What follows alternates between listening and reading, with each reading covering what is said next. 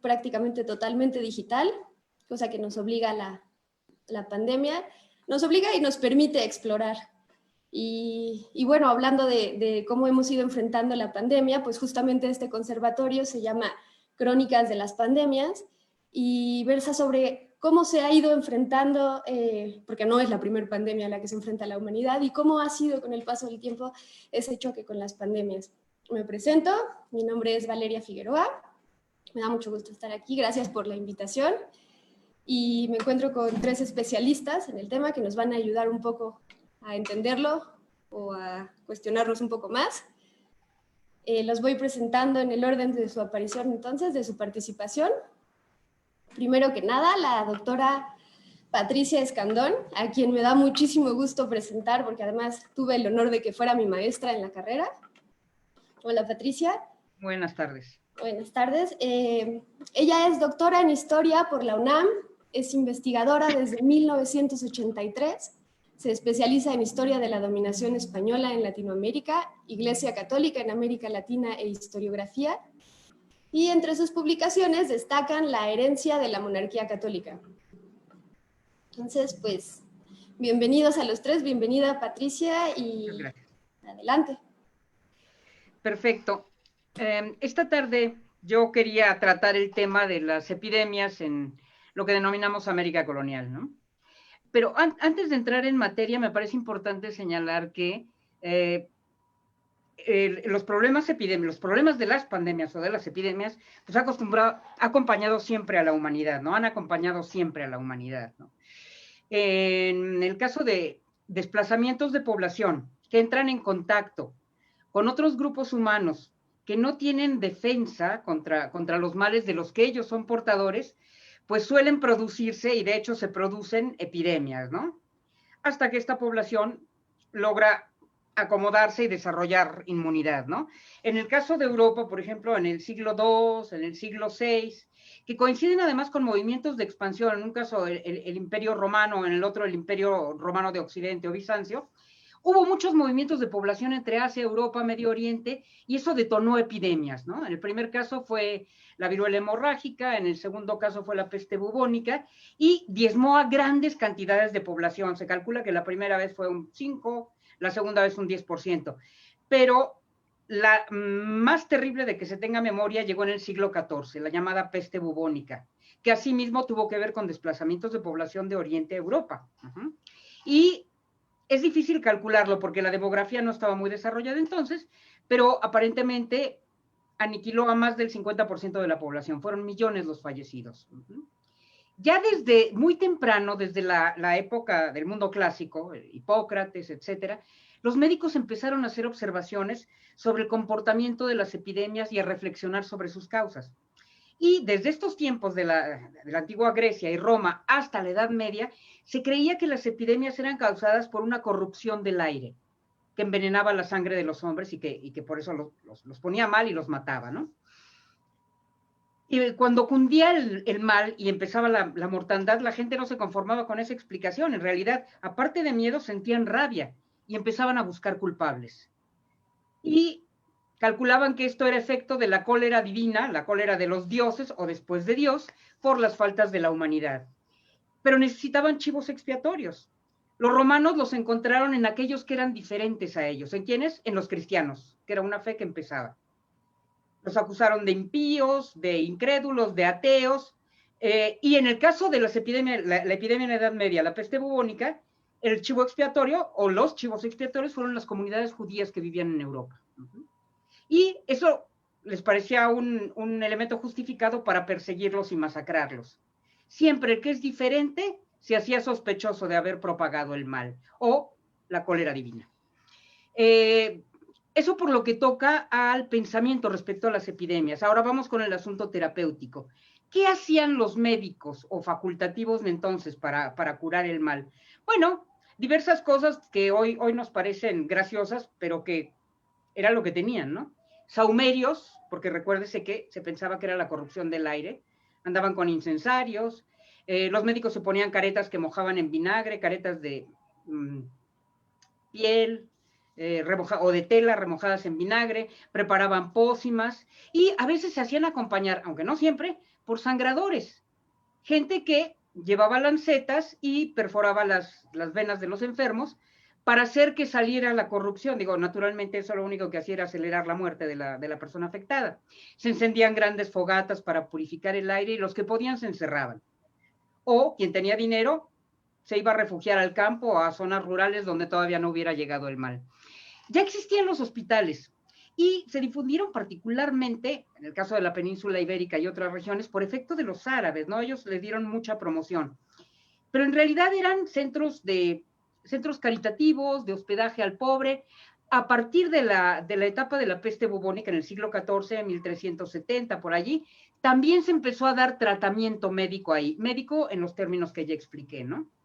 Y todo este preámbulo para decir que en el momento de la llegada de los españoles a América, siglo XV, fines del siglo XV, este era el conjunto de terapéutica o terapéutico que tenían a mano los europeos. Y esto va a ser lo que se utilice para combatir las enfermedades. Ya en América, desde el segundo viaje de Colón, 1493, venían cerdos con influenza a bordo. Y obviamente, pues el mal se empezó a propagar. Afectó a los españoles, desde luego, pero a los indios que no tenían defensa, se los llevó por delante, ¿no? Casi un tercio de la población de Santo Domingo, indígenas de Santo Domingo, fallecieron. De allí saltó al continente, a la zona costera de la actual Centroamérica y se difundió. Para 1495 llegó el sarampión, con la misma trayectoria, de las Antillas a la zona continental ocupada. Y en 1496 fue el tifo. Pero a medida que continuaba la exploración de este nuevo mundo, en 1518, 19, que se tenía ya conocimiento de mayores porciones continentales, de hecho en 1519 arranca la expedición de Hernán Cortés sobre lo que se llamaría después Nueva España. En la partida de exploración de Pánfilo de Narváez, en su armada venía un negro infectado de viruela. Y allí empezó la propagación continental de la viruela, que va a durar una década y que causó una mortandad terrible, terrible en todo el continente. Sobre esto, algunos cronistas, laicos o religiosos, reflexionaban.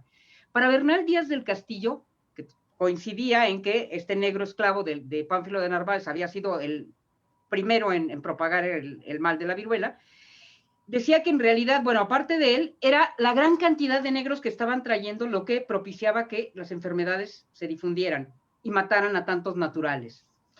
Un cronista religioso como Motolinía también convenía en que había sido el foco original, el negro de Narváez, pero estaba convencido de que esta era un castigo divino, era una plaga contra los indígenas, como las 10 de Egipto, en castigo por la idolatría de los indígenas. Poco más adelante, a mediados del 16, un cronista español, Francisco López de Gómara, hacía una curiosa consideración. Decía, bueno, sí, los indígenas murieron por las enfermedades que nosotros les llevamos, pero esto fue una compensación, porque a cambio los españoles salieron de América, o quienes salieron de América, fueron infectados de sífilis por los indígenas.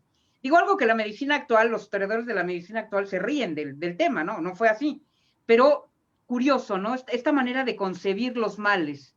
Y siempre tiene que ver con lo que es extraño, en este caso achacarlo a los negros, o con el que no es creyente de la fe, en este caso la idolatría, ¿no? Como quiera que sea, las comunidades autóctonas, eso que hoy llamamos pueblos originarios, que aunque yo discuto el término, pronto le dieron nombre a estos males, ¿no? Por ejemplo, los nahuas llamaron Huizáhuatl, Matlazáhuatl o Cocolistli a todo este conjunto de enfermedades que les transmitieron los españoles. En la zona sudamericana, en la zona andina, los quechuas le llamaron Muruncuy y los aymaras le llamaron Chucuuzú.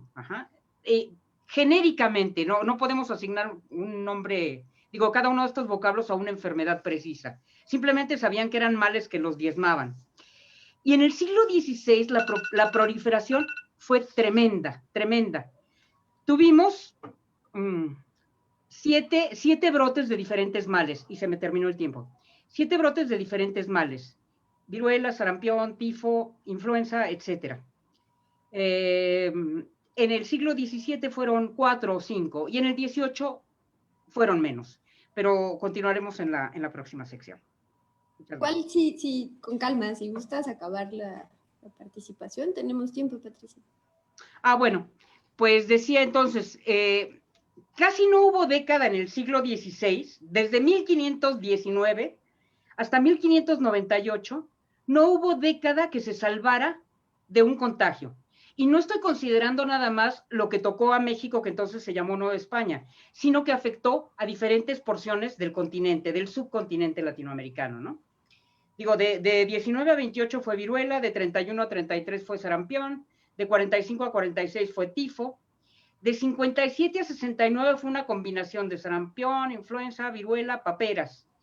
1575 a 76 fue dramático en la Nueva España, fue lo que llamaron cocolistli, y que hace un par de años un comité internacional de expertos identificó esto de cocolistli como salmonella entérica y diezmó a una gran cantidad de naturales en el centro de México. De 1581 a 91 atacaron otra vez el sarampión, la influenza, la viruela y las paperas, y en 1595 a 98 fue el sarampión. Al cambio de siglo, en el 17, tuvimos brotes de influenza, muy al principio en la primera década y después hacia el 27. Y después, hacia mediados de siglo, apareció la fiebre amarilla en los litorales americanos, que fue un azote permanente, en las costas sudamericanas y en las costas del Caribe. De 1588 a 98 fueron la peste, el tifo y la fiebre amarilla. En el siglo XVII volvieron a azotar, perdón, en el siglo XVIII volvió a azotar la viruela y el tifo. Tuvimos unos 4 o 5 episodios, desde 1736 hasta 1798. Pero como dije hace un momento, lo más mortífero fueron los golpes, los azotes, los flagelos del 16. Ya para el siglo XVII, los grupos autóctonos habían desarrollado cierto grado de inmunidad similar al de la población europea y mestiza, y resistieron mejor las enfermedades. Siguió habiendo mortandad, pero en índices mucho menores. Y a partir de 1640 empieza el repunte demográfico de los grupos autóctonos americanos. Se calcula que solo en el siglo XVI se perdió aproximadamente el 80% de la población original nativa. Otra cosa que hay que considerar sobre estos brotes del 16 es que las epidemias facilitaron mucho el proceso de conquista, no nada más en la zona del actual México, sino en la zona andina. Gente como Cuitláhuac, o sea, jefes gobernantes como Cuitláhuac en México o como Huayna Cápac en el Perú fallecieron de viruela, igual que muchos de sus coterráneos. Y quizá aquí hay que revalorar todo esto que dice la leyenda negra inventada por Inglaterra, propagada por holandeses y franceses, sobre que la explotación causó el genocidio de la población amerindia. No, hay que considerar el factor de las epidemias. Digo, estamos más o menos recuperando históricamente estas cifras demográficas y lo demuestran, ¿no? No es que no hubiera habido explotación laboral, pero contó mucho el factor epidémico, el factor de las enfermedades. Podemos suspender allí y después continuaremos. Perfecto. Gracias. Pues para quienes duden del papel de las epidemias en la historia.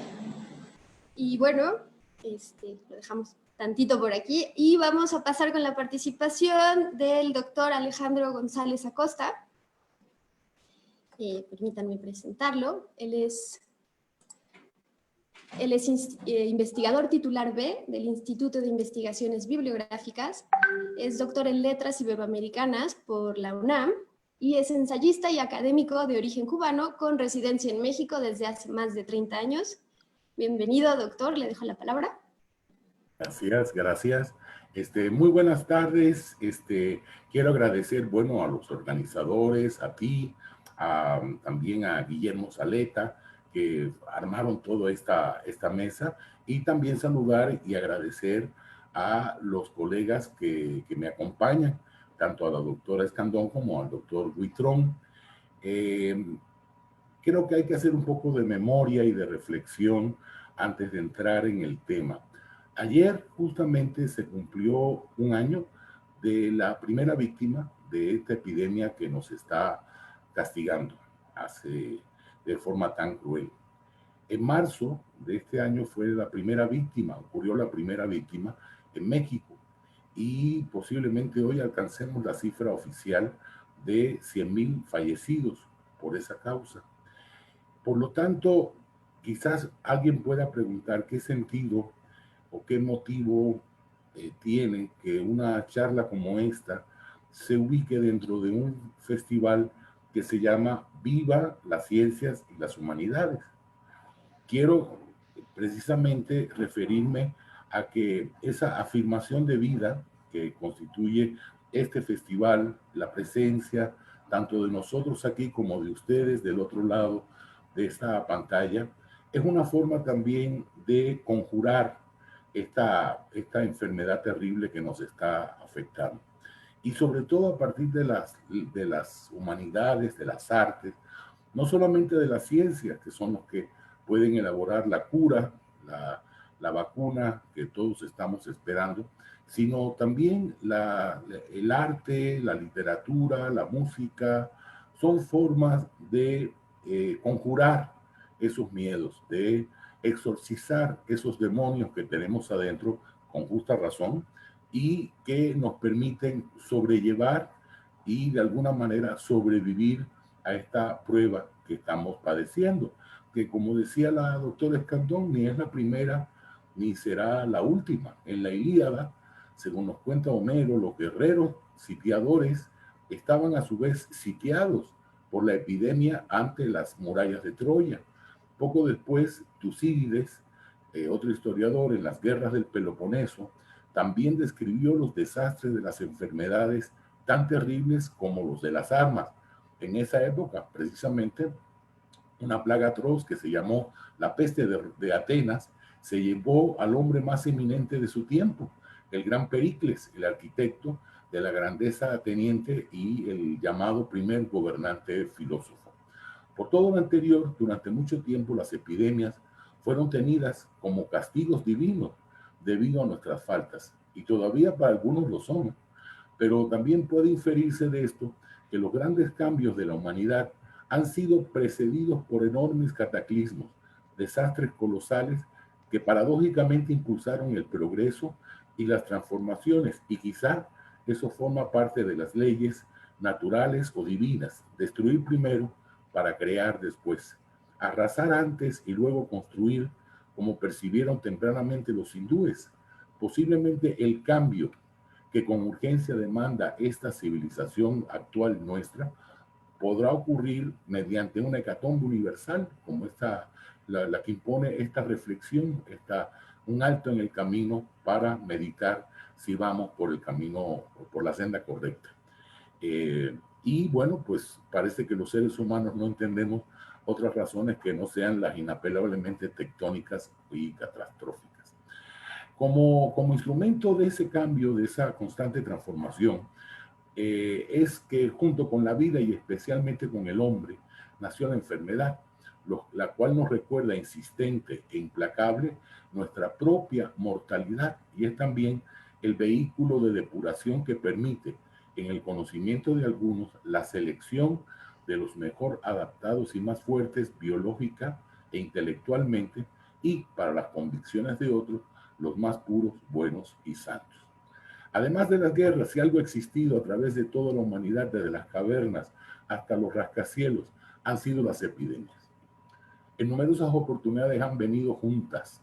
Con registro histórico se cuentan entre muchas la peste antonina del 165 al 180 después de Cristo, que fue reseñada por Eutropio, un cronista, la plaga de Justiniano del 541 al 542, la viruela japonesa del 735 al 736, la peste negra, que fue provocada por la terrible bacteria, la Yersinia pestis, la viruela americana desde 1520 en adelante, la gran plaga de Londres en 1665, la peste italiana de 1629 a 1631, el cólera morbus de 1817 a 1923, la tercera pandemia, la fiebre amarilla, que incluso amenazó la construcción del canal de Panamá, la mal llamada gripe española, que en realidad empezó en Kansas, en Estados Unidos, la gripe la asiática, la gripe de Hong Kong, el SIDA, que fue identificado desde 1981, las vacas locas, la gripe porcina, el ébola y esa vieja enemiga que acompaña al hombre desde sus remotos tiempos bíblicos, la lepra. Son miles de años de epidemias, unas tras otras, y a todas el ser humano ha sobrevivido. Todos son nombres terribles que suenan a maldición, dolor, muerte, castigo y pecado. De hecho, parece haber una misteriosa periodicidad histórica en la aparición de estas epidemias que engañosamente se manifiestan cada cierto tiempo, aunque variando su constitución, pero manteniendo su mortalidad. Una teoría reciente expone que desde el año 1320, con la peste bubónica, ocurren epidemias cada 100 años justos. En 1420 la peste negra, en 1520 las viruelas en América, en 1620 la peste en París y en Polonia, en 1820 la cólera en Europa, en 1920 la peste neumónica o gripe española y la presente. Pero en realidad, como decía la doctora Escandón, siempre ha habido epidemias en todos los rincones del mundo. Ningún año de la historia tiene la prerrogativa de la exclusividad ni de la inmunidad. Prácticamente no ha pasado un año cuando en alguna parte del planeta no se haya desatado una mortandad viral o bacteriana. Y es que estos flagelos forman parte de un inevitable, por el momento, sistema espontáneo de equilibrio, un mecanismo de purificación periódica y de ajuste demográfico implacable y efectivo, que el ser humano trata de enfrentar cada vez más victoriosamente con los avances de la ciencia. Un dato llamativo es que espontáneamente, sin ningún tipo de planificación artificial, la naturaleza provee nacimientos de hombres y mujeres en cantidades muy semejantes, con ligeras diferencias que pueden inclinarse transitoriamente hacia un poco hacia un lado, un poco hacia el otro.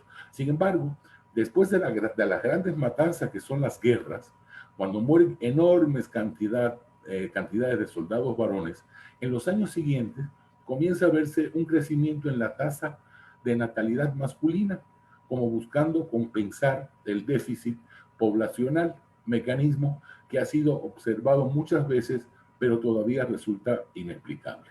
La sabiduría de la naturaleza, así se le ha llamado, dispone los ajustes necesarios para sostener el equilibrio. Pero para tratar de racionalizar esto, se ha tomado un concepto de la termodinámica para que vean ustedes cómo las ciencias y las humanidades se hacen préstamos mutuamente, asumido por naturalistas, médicos, demógrafos, sociólogos y hasta filósofos. Ese término, ese concepto es el de la entropía.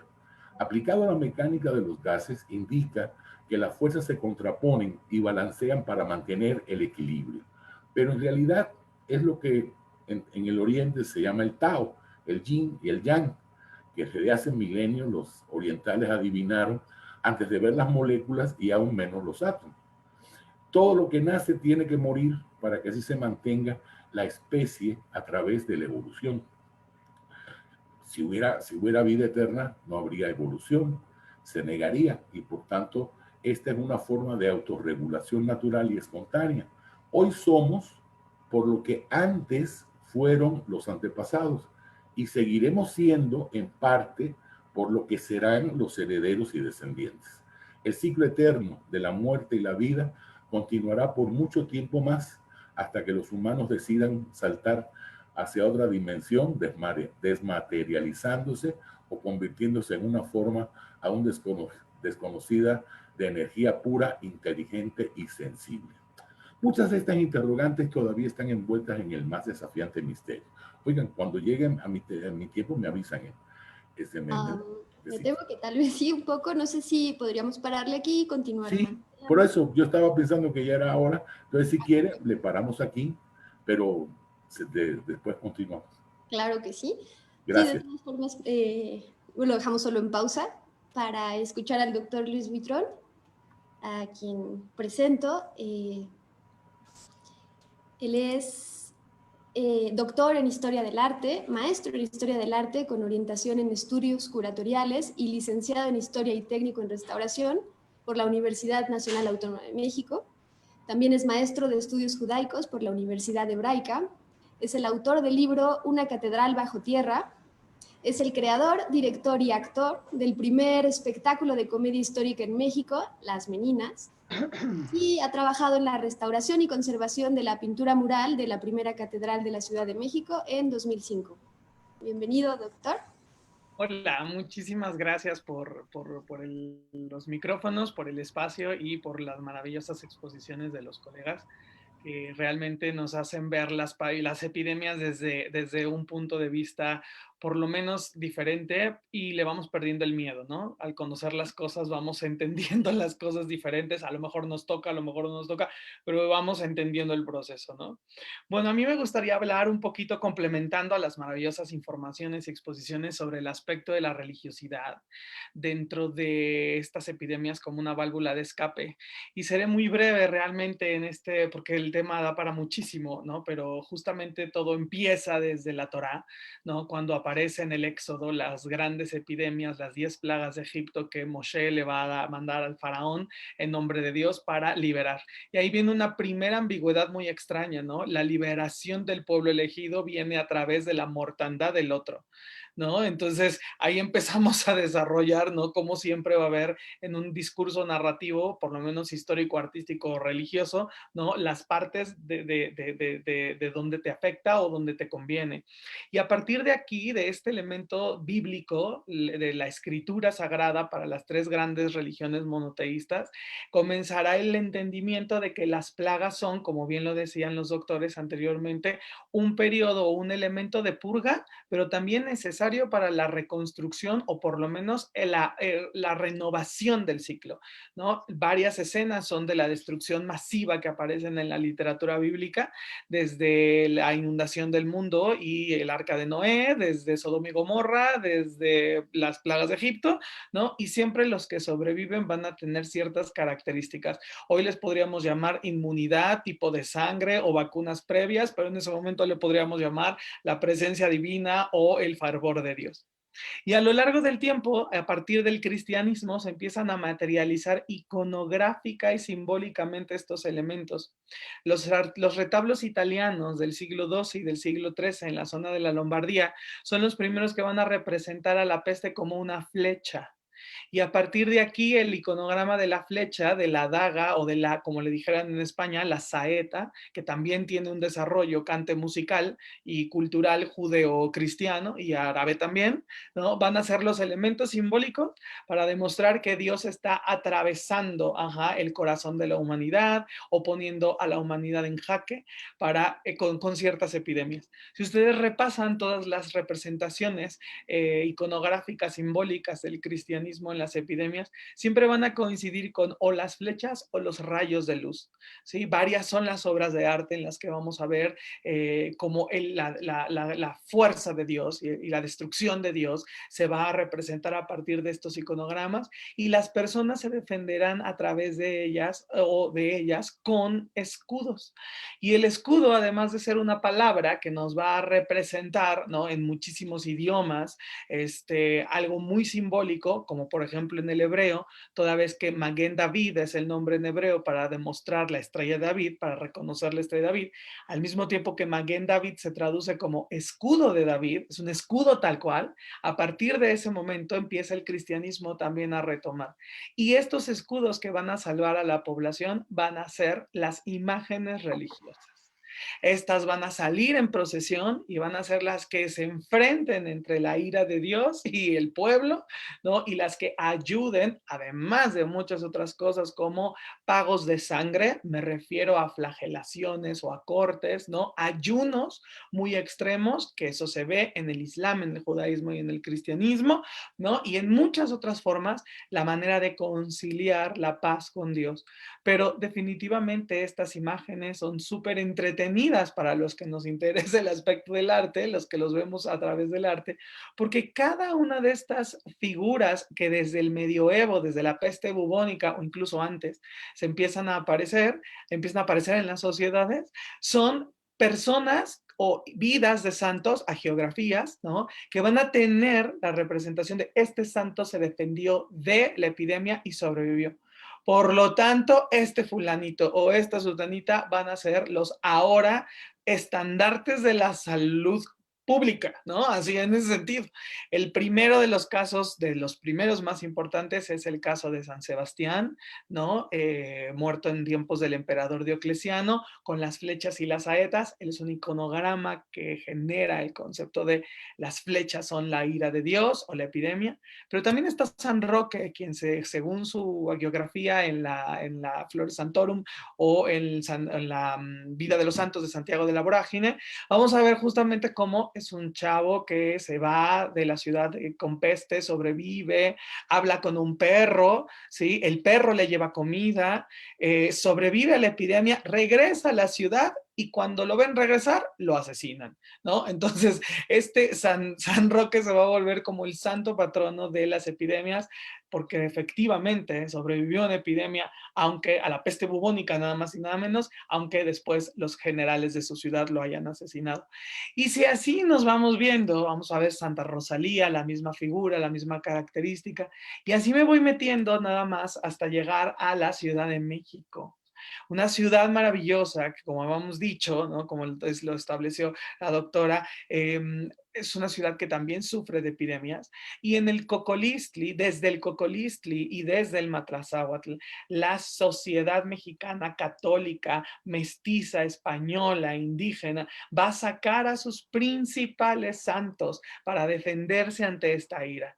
Y, por ejemplo, en varias epidemias sucede, pero les hablaré en los últimos par de minutos que me queda, les hablaré del caso del Matlatzáhuatl, generado de 1736 al 39, porque es el caso que mejor conozco.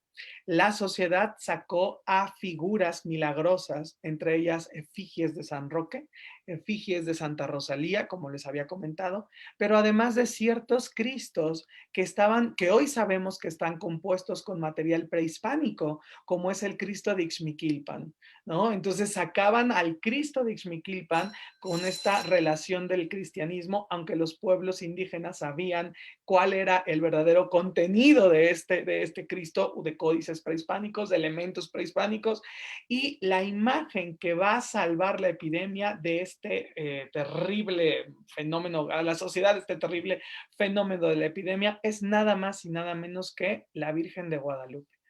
A los mexicanos ya se les olvidó, ¿no? Porque ha quedado por el paso de 3 siglos que Cayetano Cabrera Quintero en 1741 creó una obra maravillosa llamada El Escudo de Armas, que fue una petición bibliográfica de este grueso que se envió al Vaticano para pedir que por favor se cambiara el santo patrono del virreinato, que entonces era San José, para cambiarlo por la santísima imagen de nuestra venerable Madre de Guadalupe del Tepeyac, puesto que ella había sido la única de los santos sacados durante casi 3 años de epidemia que había logrado parar la peste.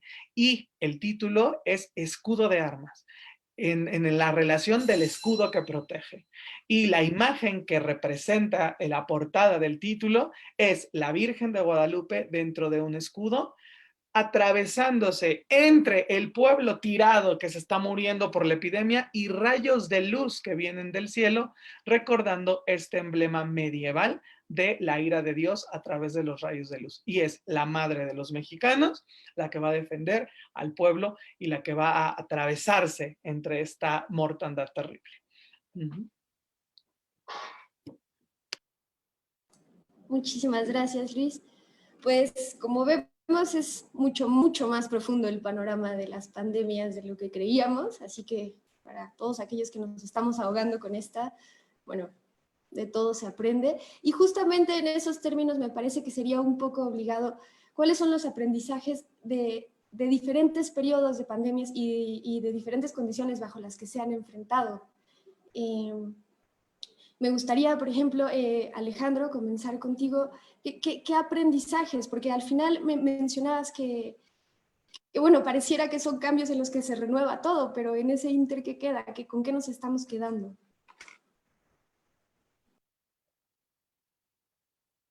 Me parece que está silenciado tu micrófono. Ahora. Sí, hay un aprendizaje por la vía de la experiencia más dura, que es la de la enfermedad, ¿no? Ese aprendizaje que al mismo tiempo es una superación, una depuración y por tanto también es una evolución. Se supone que somos un poquito mejores que los que nos antecedieron y que los que nos sigan serán un poquito mejores que nosotros. Entonces, es parte de un aprendizaje de la humanidad. Lo caduco tiene que desaparecer para que brote su relevo. Por eso, cuando el hombre logra el remedio de una enfermedad que lo abate, al poco tiempo aparece otra nueva para continuar asediándolo. Es un mecanismo de lo que ya me había referido, la entropía, que funciona con una perseverante insistencia. Pero también hay otras enseñanzas que se desprenden de esto. Nosotros vivimos en una zona sísmica, lo mismo en México. Si hay amigos que nos están viendo de Perú o de Ecuador o de otros sitios donde se sienten los terremotos, sabrán que hay diferencias sustantivas entre lo que es una epidemia y lo que es un terremoto. No solamente por los efectos, sino por digamos, la psicología de cada uno de estos fenómenos. Yo digo que la epidemia es como la suma de todos los miedos. Quizás sea el peor de todos, porque los otros desastres, el terremoto, se produce de una forma instantánea, sorpresiva, te asombran, pero es súbito y aplastante, no te da tiempo a prepararte. Pero con las plagas, especialmente con las epidemias, se da un proceso acumulativo y progresivo, desgastante y enervante. Es como una suerte de terror por goteo, que es más letal y destructivo. Lo estamos experimentando todos ahora y creo que al entender esto es parte del aprendizaje y lo podemos manejar mejor, podemos sobrellevar mejor lo que nos está pasando. El efecto de la epidemia es más insidioso porque ese temor se va infiltrando, sedimentando y echando raíces en la conciencia. Apareció en China, después por las noticias nos fueron alertando de que se iba acercando. Entonces, es una amenaza que se va aproximando y que sabe que en algún momento va a encontrarse contigo. Entonces, es realmente algo muy aterrador. El terremoto arrasa, en unos minutos lo destruye y lo desordena todo, pero la epidemia va abriéndose paso lentamente en la conciencia y se va apoderando de las mentes, infundiendo el terror. Y eso hay que saberlo para poderlo manejar después. Pero además, hay otra enseñanza muy importante que se da entre el terremoto, la diferencia entre la desgracia del terremoto y la maldición de la epidemia. El terremoto ocurre en un instante y deja visible en ese mismo momento toda la huella, todo queda en ruinas. No amenaza, se produce y ya. Provoca el pánico en ese momento y ya. Pero la epidemia es peor porque nos va aterrorizando gradualmente, nos va atemorizando, nos va incluso haciendo sospechar del otro. Es decir, el terremoto es una causa natural, digamos, se mueve la tierra, se cae el edificio y mala suerte. Sin embargo, la epidemia nos hace pensar en que el vecino, el familiar o uno mismo puede ser el agente de esa enfermedad. Entonces es mucho más terrible. No es un enemigo que desgasta y aplasta, como el terremoto. Es un adversario traicionero que se introduce sutilmente y acaba con nosotros desde adentro. Con el terremoto el horror empieza cuando la causa ya pasó y el temor solo puede ser una repetición probable, la réplica, por ejemplo, que te remata, pero con la epidemia comienza desde el momento que sabemos su aparición, aún lejana. Otra parte, la víctima del terremoto, uno la puede ayudar mejor, porque es un desvalido que necesita y que hay que sacarlo debajo de los escombros, hay que asistirlo, darle agua, darle atención médica, pero con la víctima, es decir, la puedes tocar, puedes acercarte, tener contacto humano con ese desdichado, pero con el de la epidemia no, porque te puedes enfermar tú también. Es decir, es muy malévolo este mecanismo y por eso estamos padeciendo, no lo podemos negar, neurosis, estados de fuertes depresiones, pero hay que entenderlo para poderlo superar, ¿no? Claro, totalmente. Y es que, como nos decías, Patricia, justamente tratamos a veces de buscar una culpa en lo diferente, ¿no? En el otro. ¿Y qué pasa entonces con nosotros si pues estamos echándole la culpa al otro y ahora, pues, ¿cuál es el otro? Entonces, ¿qué sucede con nosotros? Ok. ¿Voy yo? Por favor, si gustas. Bueno, estamos en la fase de ¿qué podemos reflexionar? ¿Qué nos queda de esto, no? Para mi gusto, lo que nos deja la historia, y concretamente este rápido repaso que hice de las epidemias en lo que hoy llamamos América Latina, y entonces era la América Española o Hispanoamérica, pues más bien es tener conciencia de ciertas cosas. Primero, que cuando surgen males nuevos entre poblaciones que tienen organismos vírgenes frente a estos patógenos, los efectos que produce la enfermedad en ellos son devastadores. No importa la índole de la enfermedad, no importa si es viral, bacteriana o lo que sea, ¿no? O sea, va a producir estragos dentro de ese grupo de población. Y tampoco importa que nuestro conocimiento, vaya, de las epidemias, venga de milenios o siglos atrás, ¿no? Esto se puede producir todavía en el presente y lo estamos viendo. Y van a pasar décadas, como hemos visto, si no es que más tiempo, y ahora podemos hablar incluso de siglos, y tenemos el caso de los amerindios. ¿Cuánto tardaron en desarrollar cierta inmunidad? Un siglo. Antes de que logremos desarrollar eso que llaman la inmunidad del rebaño. Va a pasar tiempo. Lo segundo, esto que decías, ¿no? Que es natural que un pueblo asustado tenga otro tipo de emociones, como la rabia. Y la rabia busca culpables. Y ya lo mencionamos, en el caso histórico, desde los romanos o después los cristianos de la Edad Media, buscan culpables en el que es diferente. Y esto también ocurre ahora, porque me acuerdo muy bien de las declaraciones de Donald Trump. El maldito virus chino, por Dios. Un virus no tiene nacionalidad, ¿no? Siempre es culpar al otro, porque es distinto, porque crea otra cosa, porque tiene un color diferente, porque su cultura es otra. Y eso debería de hacernos reflexionar, ¿no?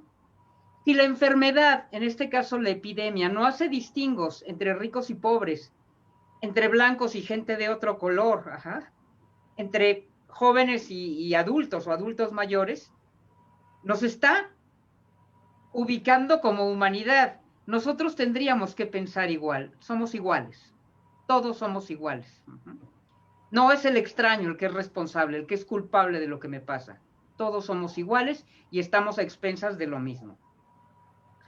Y lo tercero, a mí me parece muy importante, y la historia nos lo enseña, que recuperemos la conciencia de que en la medida en la que no hemos dejado de ser humanidad, y a pesar de que nuestros avances científicos y tecnológicos nos hacen sentirnos invulnerables, seguimos estando indefensos frente a las vueltas impredecibles de la naturaleza. Es recobrar nuestra conciencia de humanidad. Eso es importante. La enfermedad nos lo recuerda. Y como decía el doctor González Acosta, a lo mejor trae un periodo de reacomodo, ¿no? Para mí son esas las reflexiones, digamos, de esta información histórica.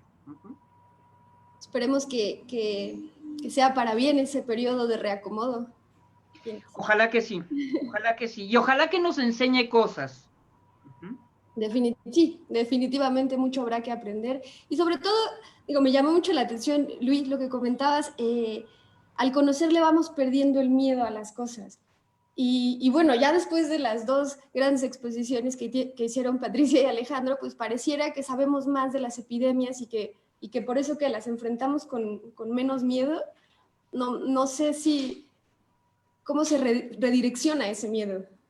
Pues sí, los miedos van cambiando de acuerdo a la época, ¿no? O sea, serán los cristianos, serán los judíos, serán los musulmanes en algún momento, será el 5G y entonces la gente estará rompiendo antenas de 5G en Inglaterra, o sea, o será justamente el de la careta o el que no lleva careta y demás.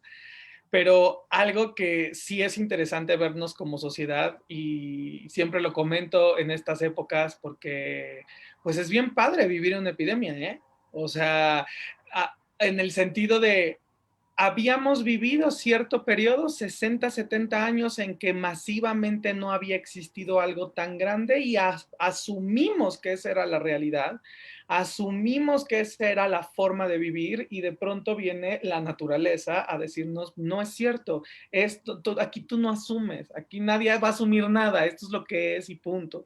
Y eso nos regresa, ¿no? A entendernos a nosotros mismos como humanidad, como sociedad, como colectivo, ajá, inculto, culto religioso, esotérico, como queramos verlo, a que esta es la realidad de siempre.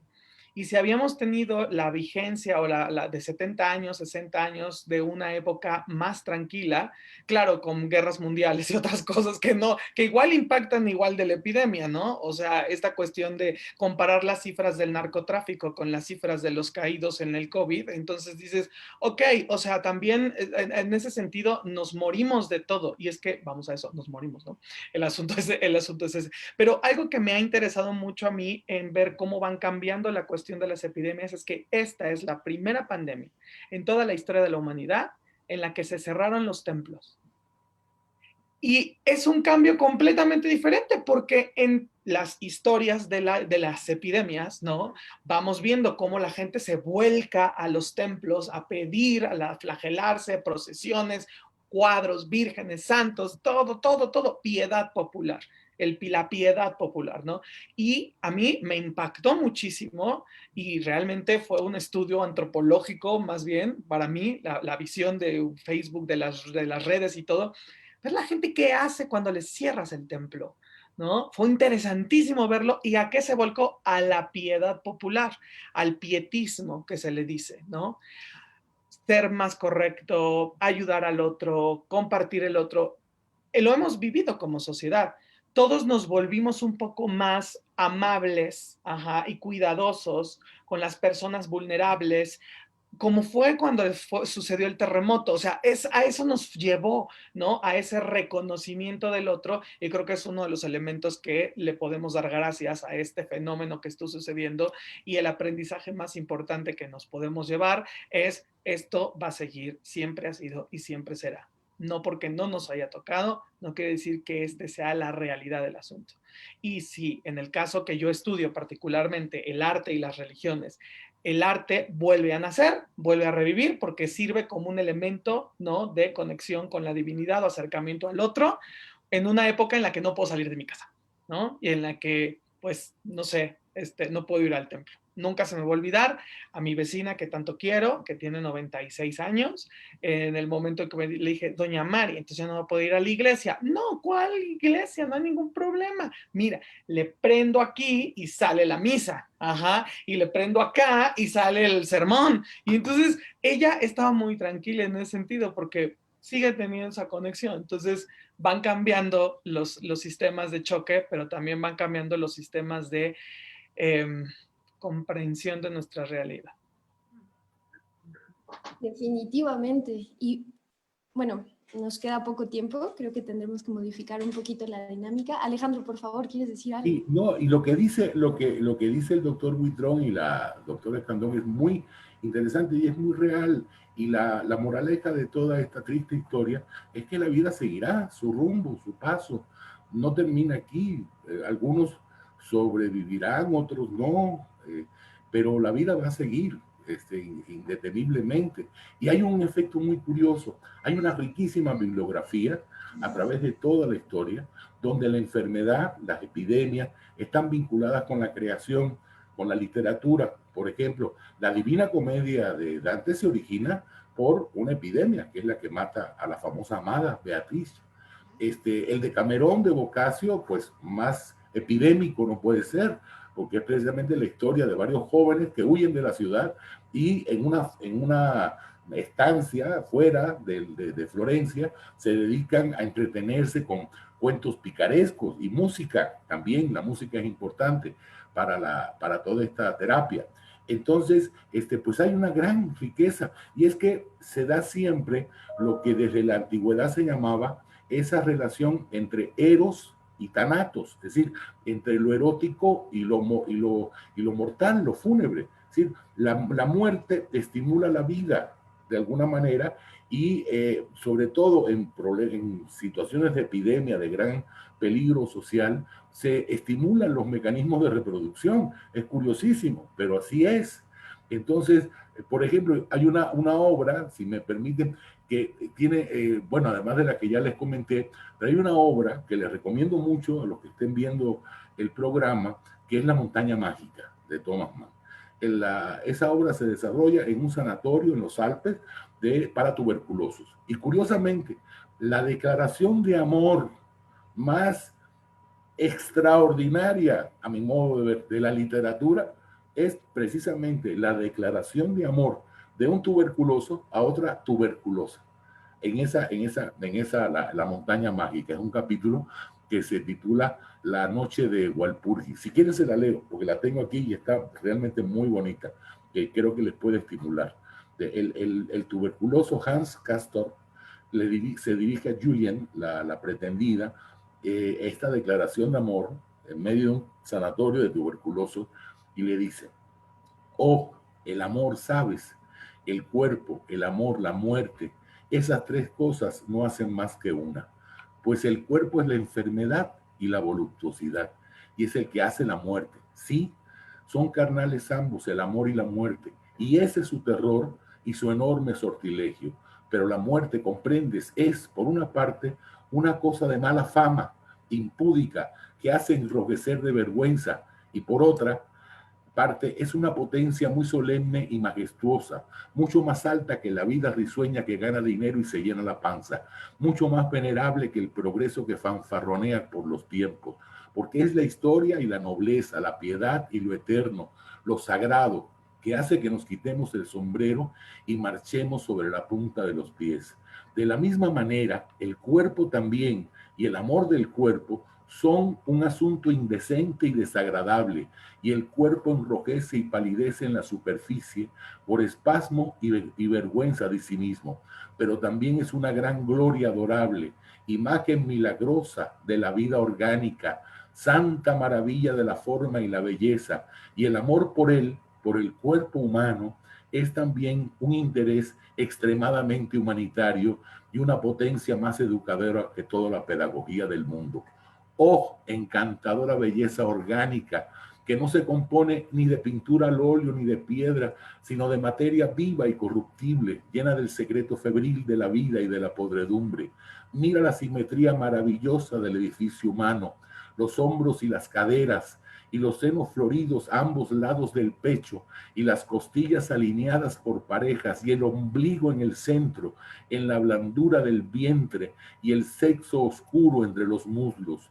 Mira los omóplatos, cómo se mueven bajo la piel sedosa de la espalda, y la columna vertebral que desciende hacia la doble lujuria fresca de las nalgas, y las grandes ramas de los vasos y de los nervios que pasan del tronco a las extremidades por las axilas, y cómo la estructura de los brazos corresponde a la de las piernas. Oh, las dulces regiones de la juntura interior del codo y del tobillo, con su abundancia de delicadezas orgánicas bajo sus almohadillas de carne. Qué fiesta más inmensa el acariciar esos lugares deliciosos del cuerpo humano. Fiesta para morir luego sin un solo lamento. Sí, Dios mío, déjame sentir el olor de la piel de tu rótula, bajo la cual la ingeniosa cápsula articular segrega su aceite resbaladizo. Déjame tocar devotamente con mi boca la arteria femoralis, que late en el fondo del muslo y que se divide más abajo en las dos arterias de la tibia. Déjame sentir la exhalación de tus poros y palpar tu vello, imagen humana de agua y de albúmina destinada a la anatomía de la tumba, y déjame morir con mis labios pegados a los tuyos. Fantástico, ¿no? Wow. ¿Se quedaron? ¿Siguen ahí? ¿Siguen ahí? Pues me temo que tenemos que ir cerrando esto porque ya se nos vino un poco ¡Ay! Tan encima. rápido. Ay, sí, es muy corto. No sé, no creo que nos dé tiempo de hacer la serie de preguntas y respuestas, a menos de que estén dispuestos a hacer una manera de cierre de cada quien. Pues una. Hay una que me llamó mucho la atención, especialmente porque estoy aquí con puro especialista estudioso de la historia, que alguien pregunta, Gabriela García Arroyo nos pregunta, ¿cómo se pueden cuantificar todos los daños generados por una pandemia? No, es una pregunta que puede entenderse desde muchos lados y bastante amplia, pero ¿cómo ustedes, estudiosos de la historia, abordarían esa pregunta? Quizá no los daños, pero ¿cuáles son los rasgos evidentes que deja una epidemia? Pero bueno, desde la pregunta, ¿qué se entiende por daño? ¿De qué debemos abordar?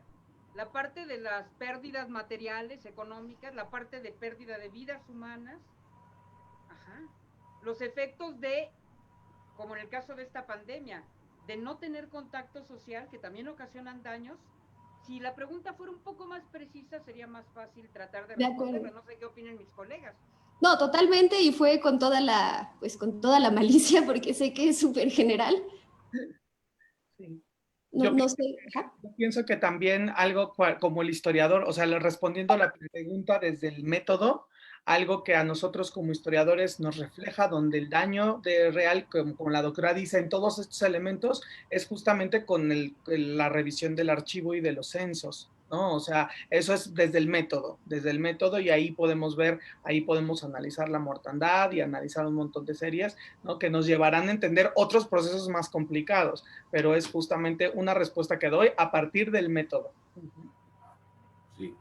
Bueno, si puedo decir algo, siento que hay daños que son mensurables y otros que no lo son. Es decir, hay daños mensurables en la economía, hay daños mensurables materiales, hay daños en las vidas, en primerísimo lugar, por supuesto, pero hay daños que son internos y que no son mensurables.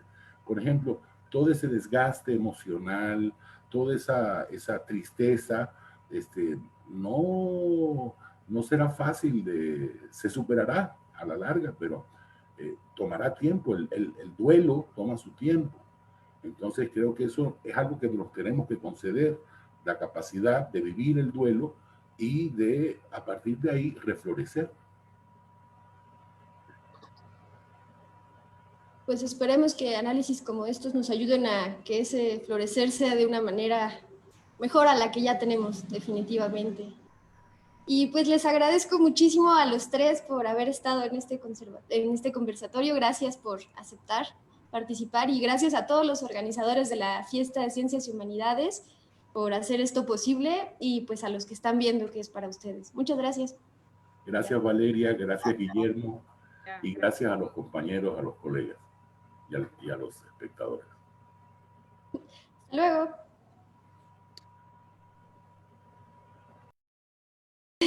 Hasta aquí sí.